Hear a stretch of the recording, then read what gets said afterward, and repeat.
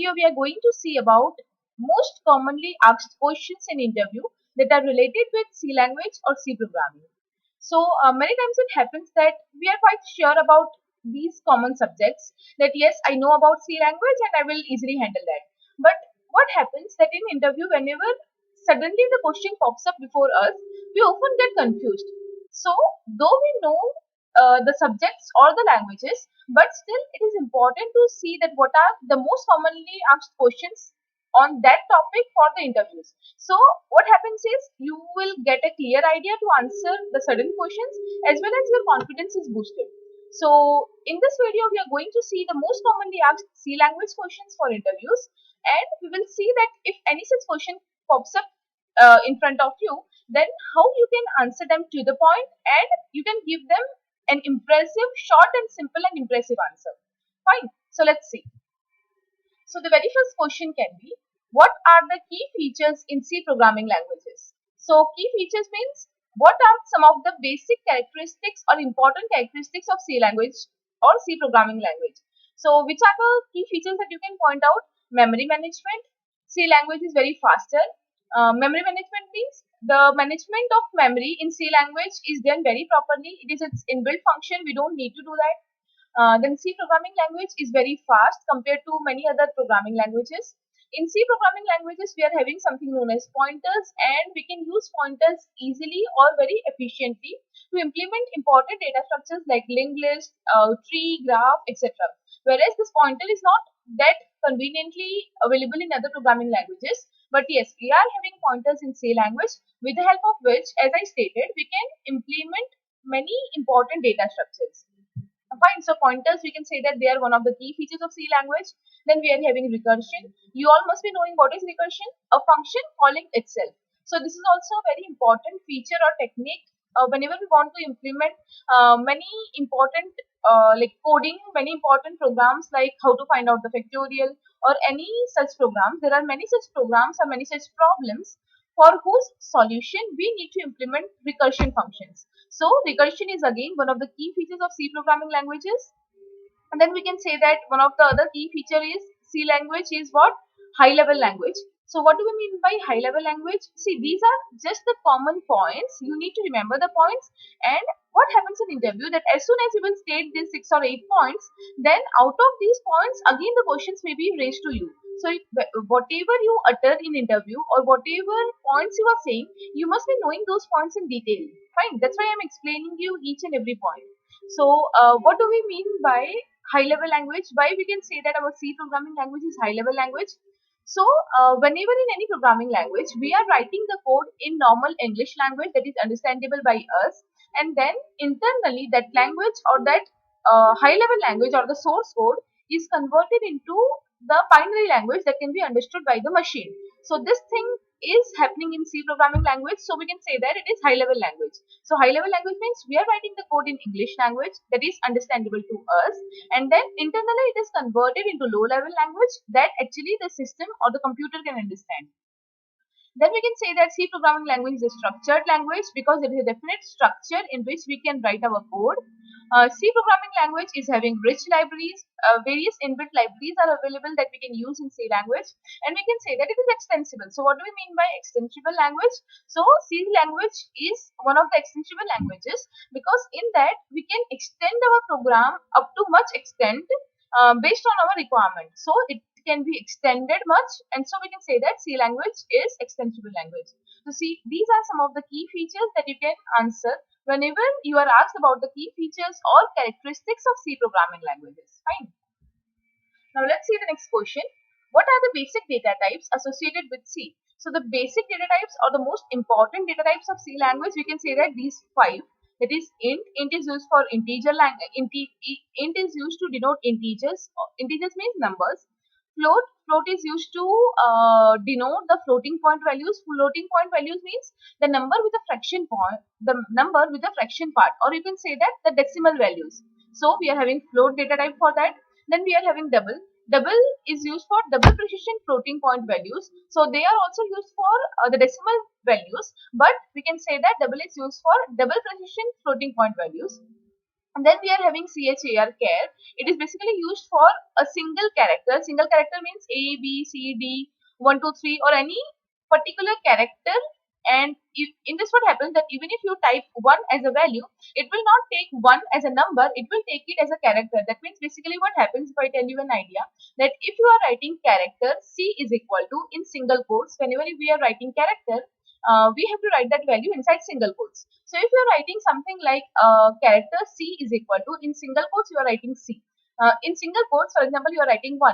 So that 1 will not be assigned as a digit 1, but what will happen that actually the ASCII value of that 1 will be assigned to the variable. Fine. So this is how the things takes place. So however, char is the basic, is one of the basic data types that is used to store the single character value. Then we are having void. See, this is also one of the important data types that generally we forget to tell about. But what is void? Void is a special purpose type without any value. So void means what? You must be knowing that whenever we are writing public void main, or for example we are writing void main, right, in C program. So what is void main? So in that case, what is void? Void is the data type or the return type of the function main. So void is also an important data type. So the basic data types of C are as stated here: int, float, double, character, and void. Fine. Okay. Now what is the difference between plus plus I and I plus plus? So as you can see, these are what? These are the operators to increment the value of any variable. And similar question can be asked for decrement, that is minus minus I or I minus minus. So how are they different? So is there any difference if we place this plus plus or minus minus before the variable and after the variable? So yes, they both are different. One is the post increment and the another one is pre increment. So let's see with the help of an example that how they are different. So whenever we are writing plus plus I, this means what? This is the prefixed increment, and the increment will happen first on the variable in this case. Now what is I plus plus? I plus plus is called the postfix increment, and the increment happens after the assignment of the value. Fine. So one is prefixed increment and I plus plus is what? Postfix increment. Now let's see with the help of example that how they are different. So if I am having any variable I and its value is 1, so I equal to 1. Now what I am doing is I am taking another integer variable j and I am writing j is equal to plus plus I. Now whenever I am writing j is equal to plus plus I, so plus plus I is what? It is my prefixed increment. So what will happen in case of prefixed increment? So first the increment will be done. Fine, the increment will be done first and then the value will be assigned to the variable present in LHS. So what will happen? First of all, plus plus I. So the value of I is incremented. The value of I is already 1. Now it will become 2. And then it will be assigned to j. So now what will happen? The new value of I and j both will be 2. Got it? Okay. Now in the second example, see what is done here. Here also we are having the value of I is 1. And we are doing j is equal to I plus plus. Now what is I plus plus? I plus plus is my postfix increment. So what happens in postfix increment is that first of all the value of I will be assigned to the variable in the left hand side and then the increment will take place. So first of all the value of I is 1. So this 1 will be assigned to j and then the value of I will be incremented by 1. So now I will become 1 plus 1 equal to 2. So here my ultimate value of I will become 2, but the value that will be assigned to j will be equal to 1. So got it? This is how these two are different and we can use them as per our requirement of the program. So this is again one of the important questions, or like this is just a basic question, but in this way they can frame many such questions based on the increment and decrement operator. So you just need to have the uh, you just need to have the basic knowledge that we discussed here, and if you are having the clarity that how they are different from each other and how they actually work, in that case then you can solve any kind of example that is thrown to you, right? Now let's see the second question. What is the purpose of printf and scanf in C program? So these are very common functions that we are using, printf and scanf. So what are their use in C program? Printf is used to print the values on the screen. On the other hand, scanf is used to scan the values. Scan the values, what do we mean by scanning the values? So taking the input values from the user. So whenever I want to do some code like take the input from the user as a number and then find whether the number is odd or even, find whether the number is prime or not. So in those cases, what we can do, we can take the input, take the user input from the console with the help of the scanf function, right? So printf is used to print the values on the screen, and on the other hand, scanf is used to scan the values. Now we need an appropriate data type format specifier for both printing and scanning the purposes. For both printing and scanning purposes, for printing or scanning any variable. So here see, format specifiers are again a very important, are playing a very important role. So whenever we are trying to print anything or we are wanting to scan any variable, so in those cases we have to specify the format specifier that which kind of value we want to print or which kind of value we want to scan. So what do I mean by which kind of value? So which type of value, that whether my value is integer or character or string, whatever my value is, whatever my type of the value is that I want to print or scan, I have to specify its format specifiers. So actually there are many format specifiers available in C, but out of them, to discuss the most important format specifiers, so these are the four most important format specifiers in C. The first one is %d, that is used to print or scan the integer values. Then %s, that is used to print and scan the string. %c, that is used to print or scan the character values, and %f, that is used to print or scan the float values. Similarly, we are having other format specifiers also, like %u is for printing or scanning the pointer values. Like that, there are many, but these are the important ones and you should be knowing them. Fine. Now, what are the limitations of scanf and how it can be avoided? So, we have seen in the previous question that what is the use of scanf? To scan the values or to scan or to take any user input values. Now, there are certain limitations of scanf. So, this is also one of the questions that is frequently asked, that what are the limitations of scanf and how they can be avoided. Fine. So, this can be stated as the main limitation of scanf is that it is not possible to enter a multi-word string into a single variable using scanf. So if scanf, for example, I want to give the user input as how are you. So what happens that after how, as soon as I'm giving the space bar, I'm giving the space, it will just take how as input. It will not take the whole how are you as input. So this is one of the biggest limitations of scanf, that we cannot enter multi-word string into a single variable using scanf. So that is a big limitation. Now, how we can avoid that or how we can overcome that limitation? So we can overcome that limitation using gets function, gets, using a parenthesis like you can see here. So gets function can replace the scanf function, and even the limitation that is present in the scanf function that is not present in gets function. So what happens that in the gets function we can take multi-word string input also. So gets function, what it is doing, it gets a string from the keyboard and it is terminated only when the enter key is pressed. Here the spaces and tabs are acceptable as a part of input string.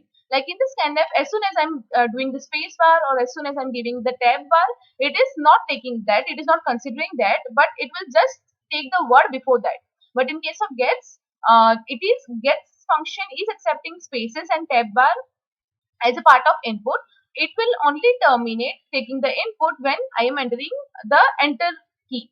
Fine. So these are the main differences between scanf and get function.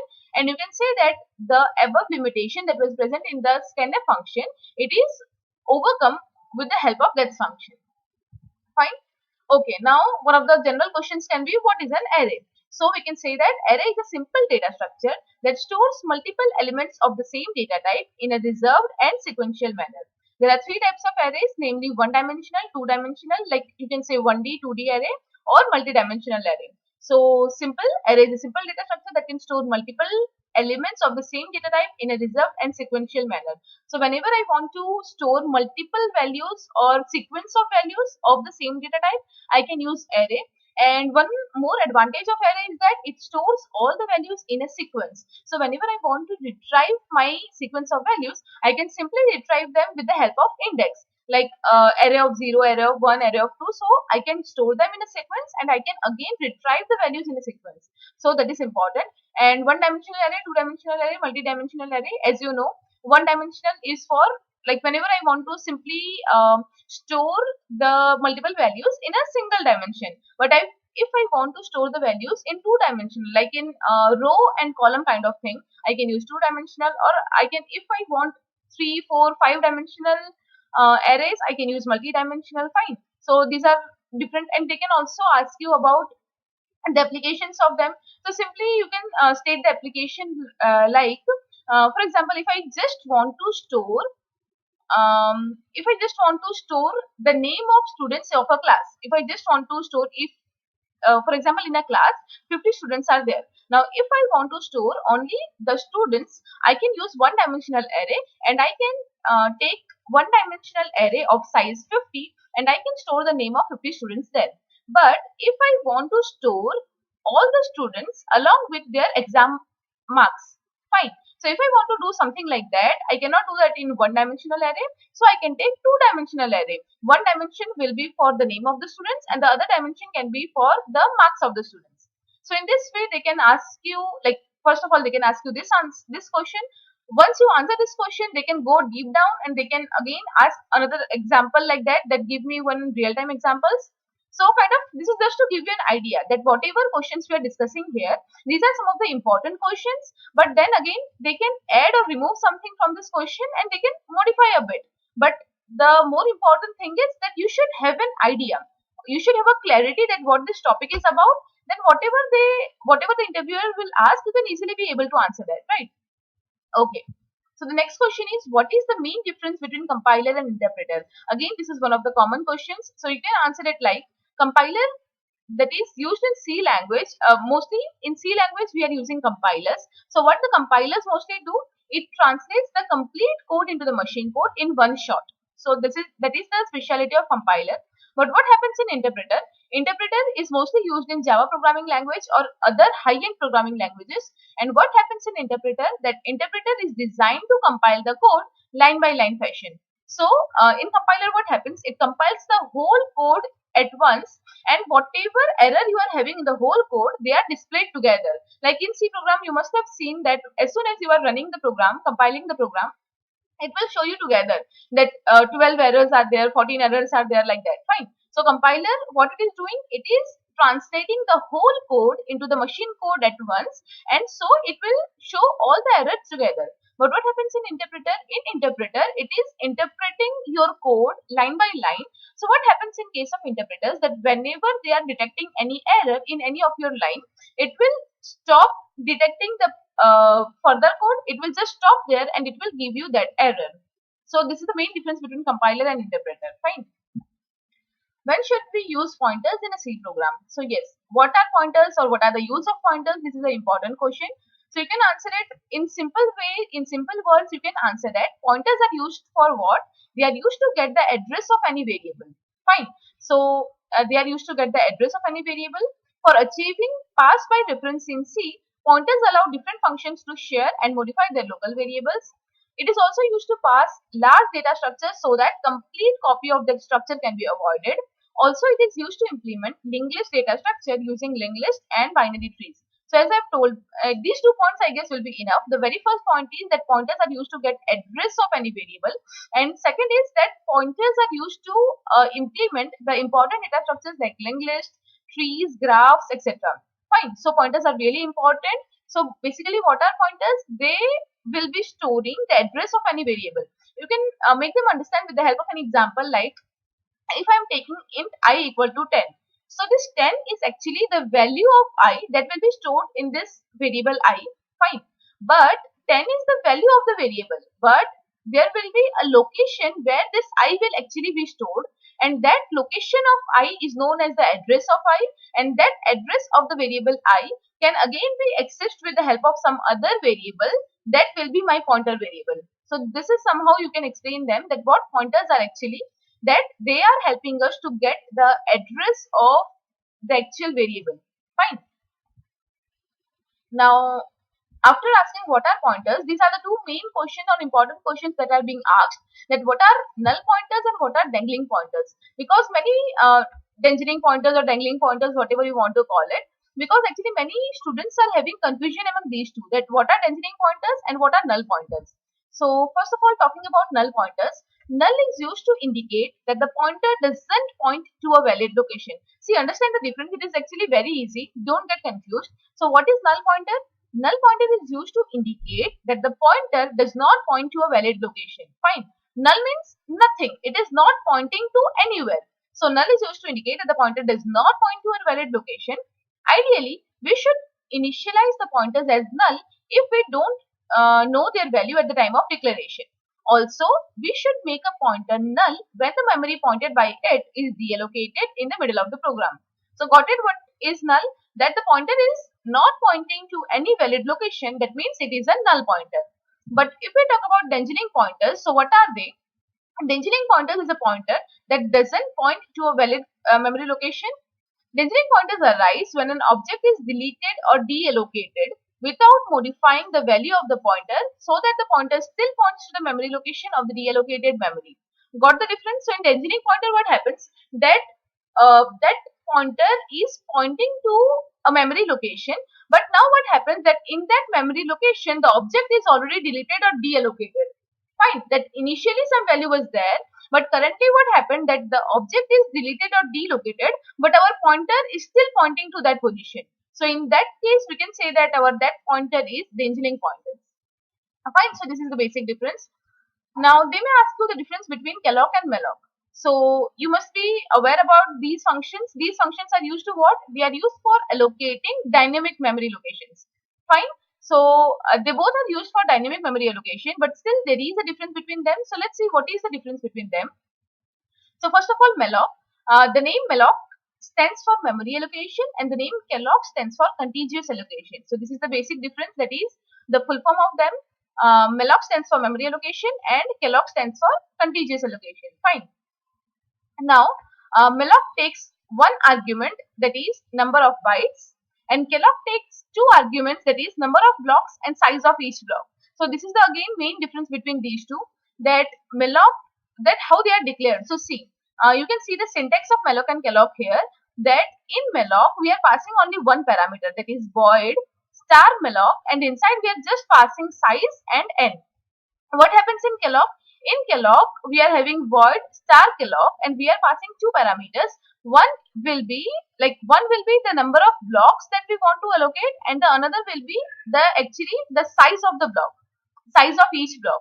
Fine. So they may ask you to write down the syntax of malloc and calloc, and you must know that what are these parameters and how they are different.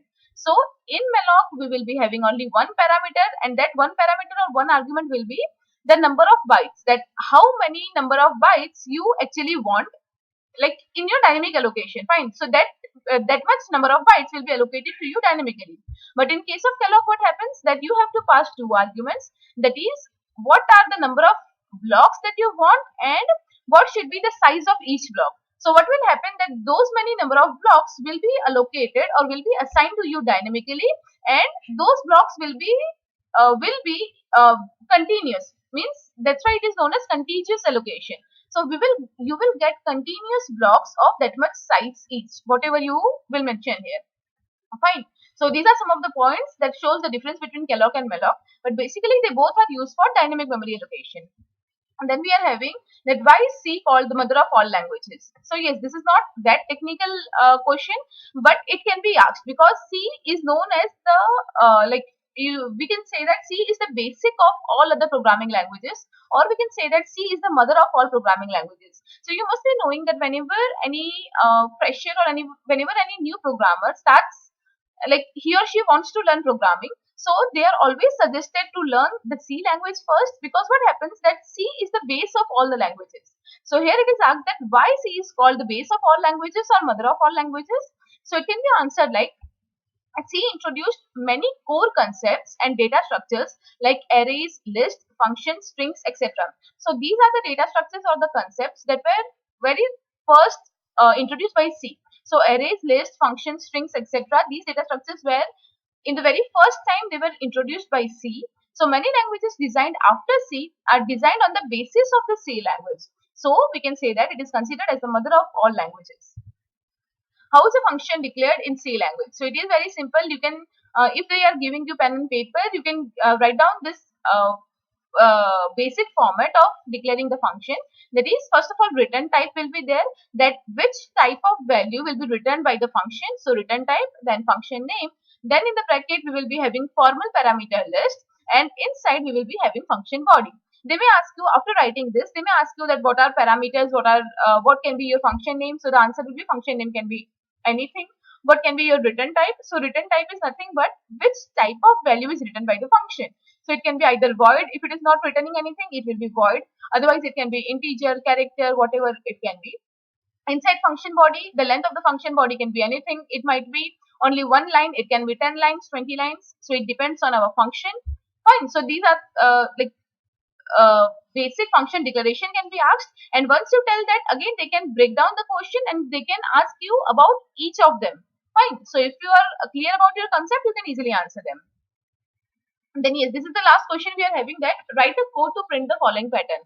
So I've kept this question as the last question because this is just one of the examples that I've shown you. But like this, they are in many interviews they are asking about these different patterns. Like we are having 1 1 2 1 2 3 1 2 3 4, like this pattern here. They may ask you 1 2 2 3 3 3 4 4 4 4 5 5 5 5 5, like that also. They may ask you different patterns to print star. You must be aware about it. Star, then 2 stars, then 4 stars, like that. So like printing the pattern is one of the common questions that are being asked in the C language. So this is the code for this pattern. But similarly, just I want you to practice some examples of this printing the patterns, because this is one of the common question, because this is not taking much time, and by such questions they are actually looking at your logic, that how quickly you are able to develop the logic correctly. Fine. So they may ask you to print different patterns like this, and apart from these they can also give you pen and paper to write algorithm, like algorithm for different searching, sorting. They may ask you different sorts. Fine. So these are some of the basic questions that can be asked in C language. So yes, these are not the only questions, but yes, these are some of the important questions that you should be mentally prepared about, because they are asked repeatedly. So that was just my try to give you an overall idea. So I hope this video will be helpful to you, and all the best for your upcoming interviews. Thank you so much.